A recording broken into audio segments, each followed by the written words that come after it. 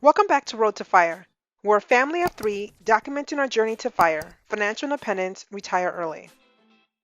Let's chat about our January 2021 debt-free tracker. I will share all our numbers through the month and provide how we are tracking to our goals with real numbers like always, so please hang with me.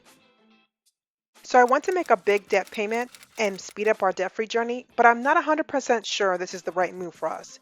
Right now, we have been taking a slower approach. Because we have a low interest rate, we have focused on paying off our debt in 18 months and shifting all free money to our investments. Mathematically speaking, this makes sense. If you run the numbers, it's the right thing to do, but mentally, our debt is definitely nagging at me. So here's our remaining debt. I will dive through the numbers in a second, but we have one car loan left on our Tesla Model 3 that we purchased in 2019 for about $60,000. Some things to note. We opted for a dual motor version, which obviously was an upgrade we believed we needed based on our current location. We also received a tax credit and live in a state that had an insanely high sales tax, so that might have affected our price overall. Right now, our monthly payment is $675, which is a lot, and we have an interest rate of about 3.5%. We haven't been able to find a lower rate from another bank right now, but I am still searching. Our monthly maintenance for our car is about $25, and that includes charging. Despite the high cost, we absolutely love our car. But prior to 2019, we were 100% debt free and had been for years. We don't have credit card debt, student loans, personal loans, or any other consumer debt. We do own a house via house hacking, but my next video will be on how we plan to pay that off early as well. So here's our debt-free tracker for 2021.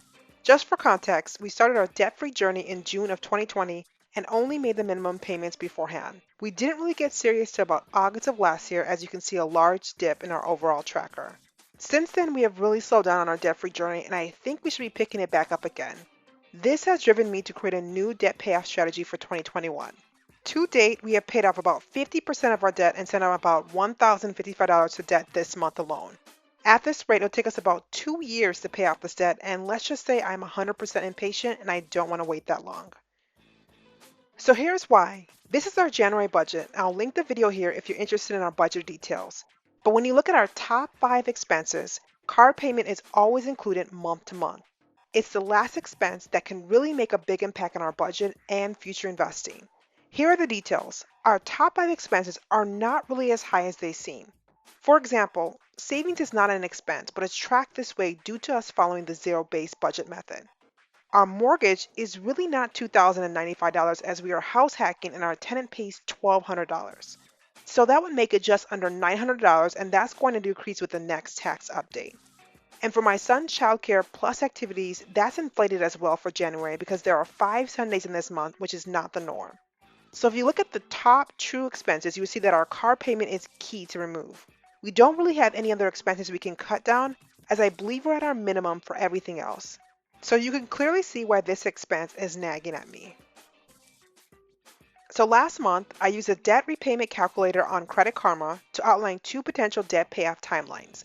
I knew the 12-month plan paying about $2,700 a month would be a stretch, so we opted to work towards the 18-month timeline. At the time, or last month, I was okay with this strategy. It made sense as our interest rates were low and we had other goals we want to focus on and accomplish this year. But 18 months is a long, long time for me. I think we can do better and faster. As you can see for January, we did not hit the threshold needed to maintain this timeline, so I definitely need to adjust our strategy. So we created a new debt payoff plan for 2021, nothing finalized, but probably our new plan. My husband and I have been reviewing our numbers and are analyzing our risk tolerance and seeing what we can do to speed up our plan. We already plan to send all side hustle money, including Google AdSense, to pay off debt, as well as any other future bonuses, with a small caveat that we have. But we can do more right now. So here's our total net worth breakout for December ending 2020. Our total assets are about $700,000, and our liabilities right now, including our Tesla and our duplex, is about $375,000. Making our total net worth to be about $327,000 or so. But you can see month over month, we're sitting on about $43,000 in cash. That might be a lot for most people, but it was by design. The new thought process is to potentially shift about $10,000 of this money to pay off some of our debt. Now keep in mind, this does not increase our net worth. When you decrease on both sides of the equation, the sum stays the same. Essentially, to increase our net worth, we would need to simultaneously see an increase in our assets. All this would be is a shift to remove more debt. So here's our revised debt repayment plan. So these calculations take into account one key change. We will then be sending over $10,000 from our saving or sinking funds to help pay off our debt in one payment. This move will cut our principal down to a more manageable amount in the timeline desired. With this reduction, we'll then be able to pay about $1,200 a month to our car payment and still hit the 18-month target. And if we want to be overachievers, we can stretch to pay about $1,800 a month and pay this off about this time next year. By shifting that $10,000 over to debt, our plan seems more achievable. We'll end up paying about $682 of interest with a $1,200 a month plan. I feel this new plan is something we can actually hit while keeping our existing investing goals. Now, the only issue is our goal of buying our second home.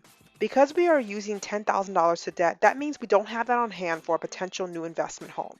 We'll then have to purchase our next duplex via another house hack repeat, allowing us to only put down 3.5% or 5% versus the 20% needed for our non-homestead investment. Right now, my husband doesn't want to move again this year, but we'll see. I think this plan overall is better, but I'm not 100% sure. So it all comes down to priorities and risk tolerance. Shifting this money has implications. We'll be removing about 2 months of our emergency account, taking it down to about 4 months. Both my husband and I are in secure jobs right now, but you just never know. I have been really fortunate to be working in an industry that has seen growth due to the pandemic, so job security is at an all-time high for me. My risk tolerance is much higher than my husband's, so we have not finalized our plans. This is all just discussions. So right now we have two options. Plan A is to keep at what we're doing, pay off our car in about 18 to 20-ish months, focus on investing in real estate with a full emergency account at 6 months. Plan B is to make a one-time $10,000 payment to our principal to get us back on track to an 18-month plan with hopes of paying it off sooner. We'd also be adding some risk to our plan by decreasing our emergency account to about 4 months. Can I be honest? I'm not sure what is the right move for us, as you can't really predict how 2021 will go. Both options have benefits, and maybe I'm just needing to be a little bit more patient. A part of me is thinking to wait until the end of Q1 to see how everything folds on our budget, including my husband's job search. But one thing is for sure, I want to say goodbye to this debt this year. I want to be 100% focused on wealth building and only wealth building. Once we get this final debt out of the way, our growth will be even more exponential. I know I'm being a wee bit impatient, but I just can't wait to be consumer debt free. I hope we can get to a decision soon, but I need to just hold tight. My husband is a more methodical thinker than I am.